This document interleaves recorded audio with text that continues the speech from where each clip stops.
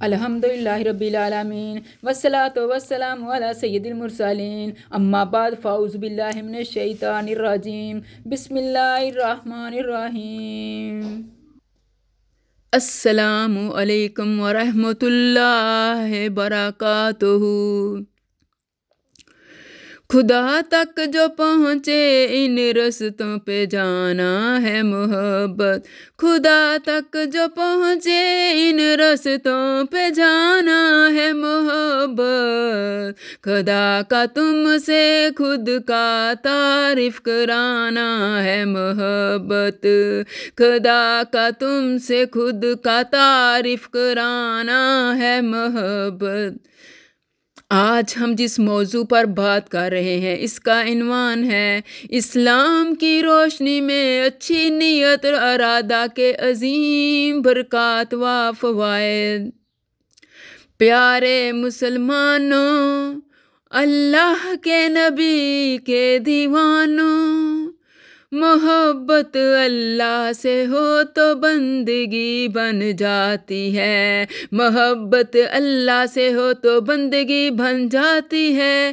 حضرت محمد صلی اللہ علیہ وآلہ وسلم سے ہو تو آخرت بن جاتی ہے۔ اچھی نیت کی صورت میں اللہ تعالیٰ نے اہل ایمان کو وہ نسخہ کیمیا عطا فرمایا ہے کہ جس کے ذریعے ہر مسلمان ذرا سی توجہ سے مٹی کو بھی سونا بنا سکتا ہے۔ حدیث میں حضرت صلی اللہ علیہ وسلم کا ارشاد ہے کہ تمام اعمال کا دار و مدار نیتوں پر ہے۔ بعض لوگ اس کا مطلب یہ سمجھتے ہیں کہ اچھی نیت سے غلط کام بھی ٹھیک ہو جاتا ہے اور گناہ بھی ثواب بن جاتا ہے۔ یہ بات تو قطعاً غلط ہے۔ گناہ ہر حالت میں گناہ ہے، کتنی ہی اچھی نیت سے کیا جائے وہ جائز نہیں ہو سکتا۔ مثلاً کوئی شخص کسی کے گھر اس نیت سے چوری کرے کہ جو مال حاصل ہوگا وہ صدقہ کر دوں گا، تو اس نیت کی وجہ سے چوری کا گناہ معاف نہیں ہوگا۔ لیکن کائنات مجسم نور سرور حضرت صلی اللہ علیہ وسلم کے ارشاد کا مطلب یہ ہے کہ کسی بھی نیک کام پر اس وقت تک ثواب نہیں ملتا جب تک وہ صحیح نیت کے ساتھ نہ کیا جائے۔ مثلاً نماز کا ثواب اسی وقت ملے گا جب وہ اللہ تعالیٰ کی خوشنودی کے لیے پڑھی جائے۔ اگر دکھاوے کے لیے پڑھی تو ثواب غارت ہو جائے گا، الٹا گناہ ہوگا۔ اور دوسرا مطلب یہ ہے، اور وہی اس وقت بیان کرنا مقصود ہے، کہ جتنے کام مباح یا جائز ہیں ان کا اصل حکم تو یہ ہے کہ ان پر نہ ثواب ہوتا ہے نہ عذاب۔ لیکن اگر وہ جائز کام کسی اچھی نیت سے کیے جائیں تو وہ عبادت بن جاتے ہیں اور ان پر ثواب ملتا ہے۔ مثلاً کھانا کھانا مباحات میں سے ہے، لیکن اگر کوئی کھانا اس نیت سے کھائے کہ اس کے ذریعے میرے جسم کو قوت حاصل ہوگی تو اس قوت کو اللہ تعالیٰ کی اطاعت میں صرف کروں گی یا صرف کروں گا، تو یہ کھانا بھی باعث اجر و ثواب ہوگا۔ یا اس نیت سے کھانا کھائے کہ اللہ تعالیٰ نے میرے نفس کا بھی مجھ پر حق رکھا ہے، اس کی ادائیگی کے لیے کھانا کھاتی ہوں یا کھاتا ہوں۔ یا اس نیت سے کھائے کہ اس سے لذت و راحت حاصل ہوگی تو دل سے اللہ کا شکر ادا کروں گی یا کروں گا، تو ان نیتوں کے ساتھ کھانا کھانے میں بھی ثواب ہوگا۔ نیت کتنی بھی اچھی ہو دنیا تم کو تمہارے دکھاوے سے جانتی ہے، نیت کتنی بھی اچھی ہو دنیا تم کو تمہارے دکھاوے سے جانتی ہے، اور دکھاوا کتنا بھی اچھا ہو اللہ تم کو تمہاری نیت سے جانتا ہے، اور دکھاوا کتنا بھی اچھا ہو اللہ تم کو تمہاری نیت سے جانتا ہے۔ غرض زندگی کا کوئی مباح کام ایسا نہیں ہے جس کو اچھی نیت کر کے عبادت اور موجب ثواب نہ بنایا جا سکتا ہو۔ مثلاً اچھی نیت کی چند مثالیں جن سے ہم اپنے روزمرہ کے کاموں کو ثواب بنا سکتے ہیں۔ روزی کمانا خواہ تجارت کی شکل میں ہو یا ملازمت کی شکل میں یا زراعت کی شکل میں، اس میں اگر انسان یہ نیت کرے کہ اللہ تعالیٰ نے میرے ذمہ جو میرے نفس اور میرے گھر والوں کے حقوق عائد کیے ہیں، یہ کمائی اس لیے کر رہا ہوں کہ وہ حقوق ٹھیک ادا کر سکوں، تو حلال روزی کمانے کی یہ ساری کارروائی عبادت ہے اور ثواب بن جائے گی۔ پھر اس میں اگر یہ بھی نیت کر لے کہ اپنی آمدنی کو اپنے اور گھر والوں کی ضروریات پر خرچ کرنے کے بعد جو کچھ بچے گا اس میں سے غریبوں کی امداد اور دوسرے نیک کاموں پر خرچ کروں گا، تو اس نیت سے مزید ثواب ملے گا۔ اگر ایک طالب علم ابھی تعلیم حاصل کر رہا ہے اور وہ یہ نیت کر لے کہ میں علم کے ذریعے خدمت خلق